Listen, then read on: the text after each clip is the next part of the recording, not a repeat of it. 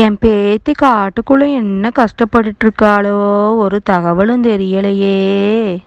என்னாத்தா விடியவே போகுது, அண்ணங்கிட்ட இருந்து ஒரு தகவல் வரலாத்தா. என் குழந்தை யாருக்கு என்ன பாவம் பண்ணுனா பச்சை குழந்தைய கடவுள் இப்படி சோதிக்கிறாரு?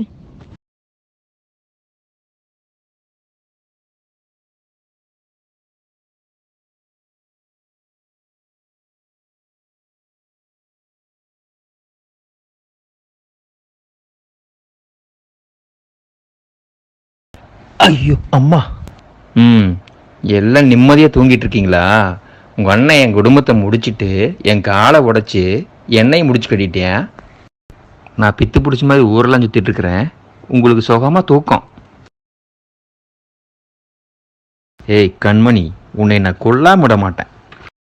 விடுடா விடுடா, என்ன ஏன்டா கழுத்து நெரிக்கிற? ஆத்தா ஆத்தா எந்திரி ஆத்தா. எவன்டா அவன்? ஆம்பளை இல்லாத வீட்டுல நடுராத்திரியில வீட்டுக்குள்ள நுழைஞ்சவன். எடுடா கைய முறிச்சு அடுப்புல வச்சிருவோண்டோய். ஏய் தாய் கிழவி, ஊருக்குள்ள நீ தான் அழிச்சாட்டை பண்ணிட்டு ரவுடித்தனம் பண்ணிட்டு இருக்கியா? உன்னைத்தான் நான் முதல்ல கொல்லணும். ஏண்டா என்ன வயசான கிழவின்னு நினைச்சியாக்கு? நான் 10 ஆம்பளைக்கு சமமாக்கு.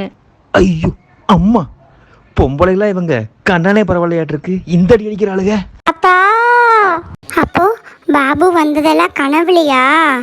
நல்ல வேலை. அடி எனத்துக்கு இப்படி நடு ராத்திரியில கத்திட்டு கிடக்குற? கெட்ட கனவுன்னு கண்டனாத்தா. ஏங்கன்மணி, நீ என்ன சின்ன குழந்தையா? நம்ம முருகனை நினைச்சிட்டு படுத்து தூங்காத்தா. யாரோ வர்ற மாதிரி சத்தம் கேக்குது. கண்மணி, அது யாருன்னு பாரு. அண்ணி அண்ணி, அண்ணன் ரோஜாவை கூப்பிட்டு வந்துட்டாருங்க அண்ணி.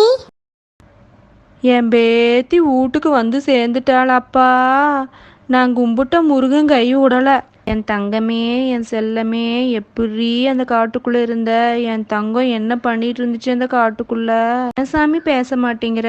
அந்த காட்டுக்குள்ள எதையாவது பார்த்து பயந்துட்டியா? நான்லாம் எதையும் பார்த்து பயப்படல. என்ன குரல் எல்லாம் மாறி போயிருக்குது? அந்த காட்டுல குளிர்ல இருந்திருக்காள்ல, தொண்டை கட்டி இருக்கு. 2 நாள் எல்லாம் சரியாய் போயிரு. அக்கா பாத்தியா, ரோஜா நடந்துக்கிறதே ரொம்ப வித்தியாசமா இருக்குக்கா.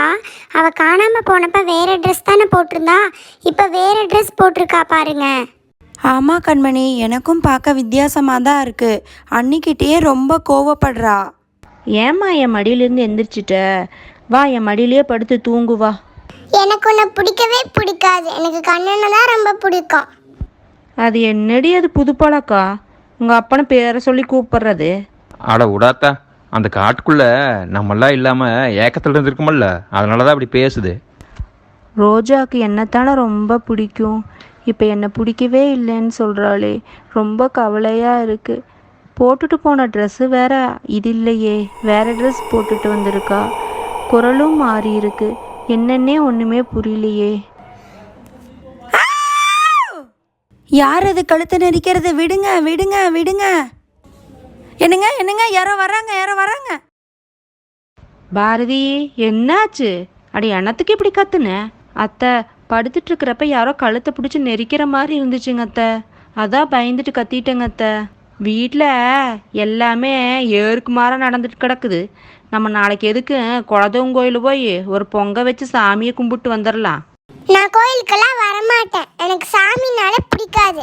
அதெல்லாம் காலையில் பார்த்துக்கலாம், இப்போ எல்லாம் படுங்க. கடவுளே, என்ன நடக்குது என் குடும்பத்துக்கு? ஏன் இப்படி சோதிக்கிற? இப்போ ஏதோ ஒரு முகம் தெரிஞ்சிச்சே, என்னது அது என்னது அது? எனக்கு ரொம்ப பயமா இருக்கே, இந்த மாதிரிலாம் முன்னாடி நடந்ததே இல்லையே. யார் அது?